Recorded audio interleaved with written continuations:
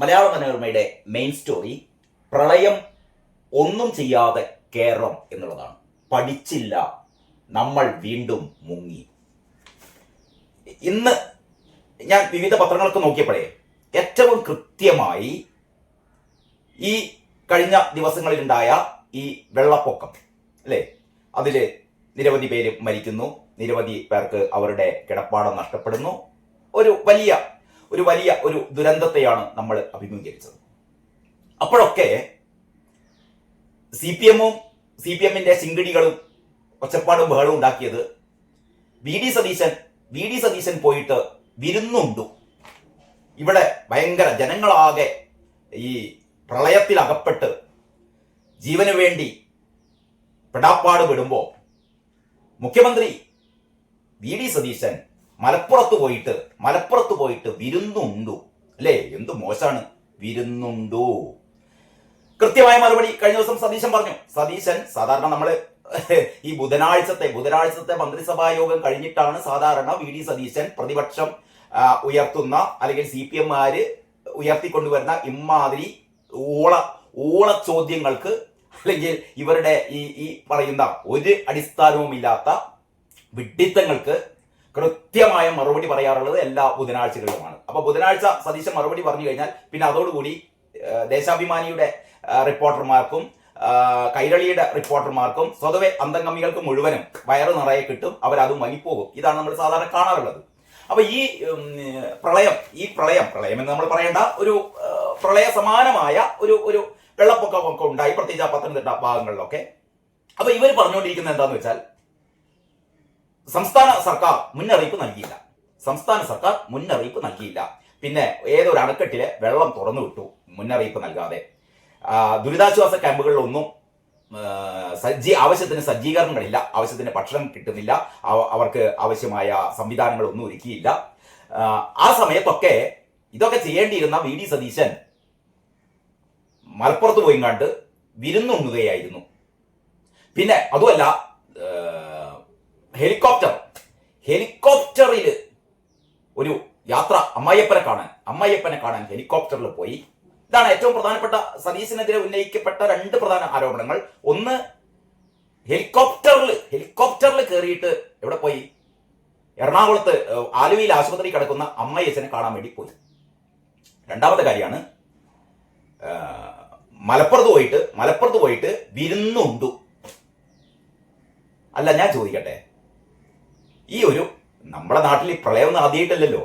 ഇത്തരം ഓരോ വർഷവും ഇത്തരം എന്താ പറയാ, കാലവർഷത്തില് വെള്ളപ്പൊക്കം ഉണ്ടാവും, ഒരുപാട് പേർക്ക് പ്രശ്നങ്ങളൊക്കെ ഉണ്ടാവും. പക്ഷെ ഇതൊക്കെ പരിഹരിക്കാൻ മുഖ്യമന്ത്രി നേരിട്ട് വന്നിട്ട് ഈ വെള്ളം കുടിച്ച് പറ്റിക്കാൻ വേണ്ടത്. ഇവരുടെ വർത്താനം കേട്ടായിരിക്കും ഇങ്ങനെ സംഭവം ഉണ്ടാവുമ്പോൾ മുഖ്യമന്ത്രി വി ഡി സതീശൻ ഭക്ഷണം കഴിക്കാൻ പാടില്ല, അദ്ദേഹം മറ്റു പരിപാടികളൊന്നും പങ്കെടുക്കാൻ പാടില്ല, അദ്ദേഹം ഇങ്ങനെ വരണം, അദ്ദേഹം ഈ പ്രളയബാധിത പ്രദേശത്തേക്ക് വരണം. എന്തിനാടോ ആവശ്യം? നല്ല ഭരണാധികാരികൾ ഒരിക്കലും അങ്ങനെയൊന്നും ചെയ്യേണ്ട കാര്യമില്ല. അവര് കൃത്യമായി അതിനുള്ള നിർദ്ദേശങ്ങൾ കൊടുക്കുക. ഇതൊക്കെ ചെയ്യാൻ ആവശ്യമായ സംവിധാനങ്ങൾ ഇവിടെയുണ്ട്. ആ സംവിധാനങ്ങളെ ഉണർത്തിപ്പിക്കുക, ആ സംവിധാനങ്ങൾക്ക് കൃത്യമായ ഡയറക്ഷൻ കൊടുക്കുക. പി സി വിഷ്ണുനാഥിനെ ആ ഭാഗങ്ങളിലേക്ക് അയച്ചു. എന്തൊക്കെയാണ് കാര്യങ്ങൾ നോക്കാൻ വേണ്ടിയിട്ട് മുഖ്യമന്ത്രി തന്റെ പ്രതിനിധിയായി പി സി വിഷ്ണുനാഥിനെ ഈ പ്രളയബാധിത പ്രദേശങ്ങളിലേക്ക് അയച്ചു. പി സി വിഷ്ണുനാഥ് വളരെ കാര്യക്ഷമമായി ഓരോ പ്രദേശങ്ങളിലും എത്തി അവിടുത്തെ പോരായ്മകളൊക്കെ കണ്ടെത്തി അത് അപ്പൊ പരിഹരിച്ച് വേണ്ട എല്ലാ സംവിധാനങ്ങളും ഒരുക്കിക്കൊണ്ടിരുന്നു. ഇതൊക്കെ ചെയ്യേണ്ടത് ജില്ലാ കലക്ടർമാരും മറ്റ് പ്രാദേശിക സംവിധാനങ്ങളും റവന്യൂ വിഭാഗവും ഒക്കെയാണ്. ഇക്കാര്യങ്ങളൊക്കെ വളരെ ഭംഗിയായിട്ട് ചെയ്തു. ഇത് ഭക്ഷണം കിട്ടാൻ ഇത്തിരി വൈകിപ്പോയി. എവിടെയോ ഏതോ ഒരു ദുരിതാശ്വാസ ക്യാമ്പിൽ ഭക്ഷണം കിട്ടാൻ വേണ്ടിയിട്ട് 5 മിനിറ്റ് വൈകിപ്പോയി. ഇതിനാണ് ഈ കോലാഹലം. ഇത് നിങ്ങൾ പറയുന്നതിനൊക്കെ നിങ്ങൾ രാഷ്ട്രീയം പറയപ്പാ, എത്ര കാലായി പറയുന്നത്? അപ്പോൾ ഈ പറഞ്ഞത് മുഴുവൻ ഈ കഴിഞ്ഞ ഇന്നലെ പത്രസമ്മേളനത്തിൽ വി ഡി സതീശൻ വളരെ കൃത്യമായി മറുപടി നൽകി. താൻ എന്തിന് ഹെലികോപ്റ്ററിൽ പോയി? താൻ പോയത് അവിടെ ഒരു നിക്ഷേപക ടീമിനെ കാണാൻ വേണ്ടിയിട്ടാണ്, ഒരു ഇൻവെസ്റ്റേഴ്സ് ടീമിനെ കാണാൻ വേണ്ടിയിട്ടാണ് പോയത്. അടിയന്തരമായി കാണേണ്ടതുണ്ടായിരുന്നു.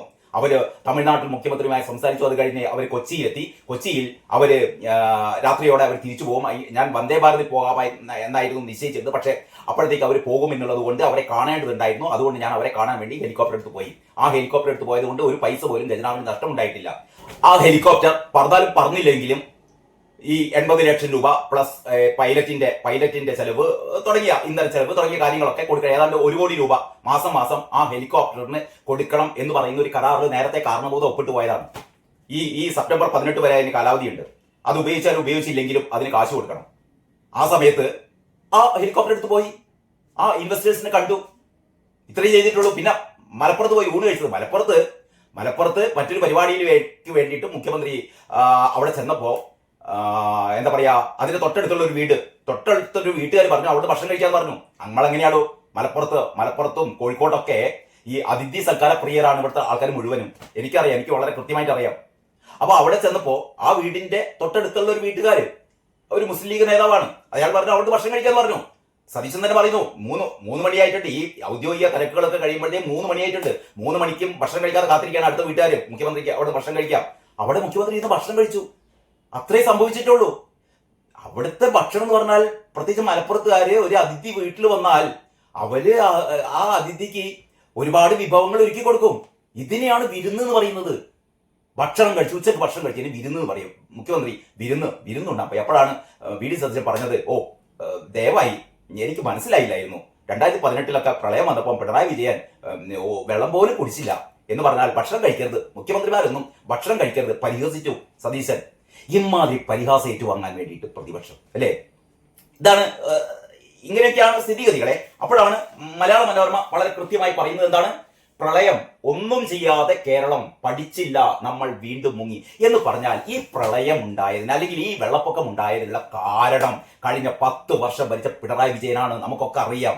ഈ റൂം ഫോർ റിവർ അല്ലെ, എന്താണ് റൂം ഫോർ റിവർ, നെതർലൻഡ്സ് എന്ന് പറയുന്ന ആ രാജ്യം നമ്മളെക്കാൾ എന്ന് പറഞ്ഞാൽ കേരളത്തെക്കാൾ പ്രകൃതി ലോലമായ എന്ന് പറഞ്ഞാൽ ഏത് നിമിഷവും വെള്ളം കയറാവുന്ന, ഏത് നിമിഷവും ഇത്തരം പ്രകൃതി ദുരന്തങ്ങൾ ഉണ്ടാവുന്ന ഒരു രാജ്യമാണ് നെതർലൻഡ്സ്. ഈ നെതർലൻഡ്സ് വളരെ വിജയപ്രദമായി നടപ്പിലാക്കിയ ഒരു പദ്ധതിയാണ് റൂം ഫോർ റിവർ എന്ന് പറഞ്ഞാൽ നദികളിൽ ഈ വെള്ളം ഒഴുകി പോകാനുള്ള കൂടുതൽ സംവിധാനങ്ങൾ ഉണ്ടാക്കുക എന്ന് പറഞ്ഞാൽ ഒരു പെട്ടെന്ന് ഒരു അതിശക്തമായ മഴ പെയ്താൽ അല്ലെങ്കിൽ ഇത്തരത്തിലുള്ള മിന്നൽ പ്രളയം കൊണ്ടായാൽ ആ നാട് ആ ജനവാസ മേഖലകൾ വെള്ളത്തിൽ മുങ്ങി പോകാതിരിക്കാൻ വേണ്ടിയിട്ട് വെള്ളമൊക്കെ ഒഴുകി പോകാനുള്ള ഒരു സ്വതന്ത്ര സംവിധാനം ഉണ്ടാക്കുന്ന ഏറ്റവും മികച്ച ഒരു പദ്ധതിയാണ് നെതർലാൻഡ്സിന്റെ റൂം ഫോർ റിവർ. ഇത് പഠിക്കാൻ വേണ്ടിയിട്ട് കാരണഭൂതവും ടീമും നെതർലൻഡ്സിൽ പോയിരുന്നു. കുടുംബസമേതം നെതർലൻഡ്സിൽ ആഘോഷമായി ഇവര് 1-2 കാലം അവിടെ പര്യടനങ്ങളൊക്കെ നടത്തി അവിടുത്തെ കാര്യങ്ങളൊക്കെ കണ്ടു എന്നൊക്കെയാ പറയുന്നത്. തിരിച്ചു വന്നു. എന്താ പിന്നെ നടപ്പാക്കണ്ടേ? 2018 പ്രളയം. ഓർക്കണം നിങ്ങൾ, 2018 പ്രളയം. അത് കഴിഞ്ഞ് പിണറായി വിജയൻ 6 വർഷം കൂടി 8 വർഷം അല്ലേ, 2026 വരെ 8 വർഷം പിണറായി വിജയൻ കേരളം ഭരിച്ചു. എന്നാൽ ഈ നെതർലൻഡ്സ് പോയി കണ്ടു മനസ്സിലാക്കിയ റൂം ഫോർ റിവർ എന്ന പദ്ധതി കേരളത്തിൽ നടപ്പാക്കാനുള്ള ചില പദ്ധതികളൊക്കെ മൂപ്പര് തയ്യാറാക്കി. പക്ഷേ പതിവ് പദ്ധതികളെ പോലെ ഇതൊക്കെ അവിടെ വെച്ചു എന്ന് പറഞ്ഞാൽ ഇതിനൊന്നും ഒരു മേൽനോട്ടം ഉണ്ടായില്ല. ഇതിന്റെ നടപടിക്രമങ്ങൾ ഒന്നും ഉണ്ടായില്ല. കോടികൾ വെറുതെ ഇതിന്റെ ഒരു പ്രാഥമിക റിപ്പോർട്ട് തയ്യാറാക്കണമെന്നൊക്കെ പറഞ്ഞിട്ട് ഏതാണ്ട് 10-25 കോടി നശിപ്പിച്ചു. അതല്ലാതെ എന്ന് പറഞ്ഞാൽ എങ്ങനെ ഭരിക്കണം, എങ്ങനെ ജനക്ഷേമകരമായ ഭരണം നടത്തണമെന്ന് പിണറായി വിജയൻ അറിയില്ല. ആകെ ഒരൊറ്റ കാര്യം അറിയുള്ളൂ, കട്ടുമുടിക്കാൻ. മോക്ക് മാസപ്പടി കൃത്യമായി ലഭിക്കുന്നുണ്ടോ? റൂം ഫോർ റിവർ ഉണ്ടാക്കി കഴിഞ്ഞാൽ മോക്ക് മാസപ്പടി കിട്ടില്ല. അപ്പൊ മോക്ക് മാസപ്പടി കിട്ടാനുള്ള പരിപാടികളൊക്കെ ഉണ്ടാക്കിയെന്നുള്ളതല്ലാതെ ഈ റൂം ഫോർ റിവർ എന്ന് പറയുന്ന ആ പദ്ധതി വിജയകരമായി നടപ്പിലാക്കിയിരുന്നുവെങ്കിൽ ഇവിടെ പത്തനംതിട്ടയിൽ ഇങ്ങനെ വെള്ളം കയറുമായിരുന്നില്ല, വെള്ളമൊക്കെ ഒഴുകി പോകുമായിരുന്നു. എന്ന് പറഞ്ഞാൽ ഈ പ്രളയത്തിന്, ഈ വെള്ളപ്പൊക്കത്തിന്, ഇത്രയും 16ഓളം പേരുടെ മരണത്തിന് ഉത്തരവാദി എന്ന് പറഞ്ഞാൽ പിണറായി വിജയനാണോ? അതല്ലാതെ സതീശൻ ഈ കഴിഞ്ഞ മെയ് 18 തീയതി അധികാരമേറ്റ സതീശനാണോ ഈ പ്രളയത്തിന്റെ ഉത്തരവാദിത്തം? ഇവിടെ മറ്റേ പവർ കട്ട് സതീശൻ വന്നുകൊണ്ടാണ് പവർ കട്ട് ഉണ്ടാക്കിയെന്ന് പറഞ്ഞ് നിങ്ങൾ കള്ളം പറഞ്ഞു. അവസാനം അത് പൊളിഞ്ഞുപോയി. നിങ്ങൾ കഴിഞ്ഞ 10 വർഷം ഭരിച്ചിട്ട് ഇവിടെ ഒരു വൈദ്യുതി പദ്ധതി പോലും ഉണ്ടാക്കിയില്ല. ഒരു യൂണിറ്റ് വൈദ്യുതി പോലും നിങ്ങൾ അധികമായി ഉണ്ടാക്കിയില്ല.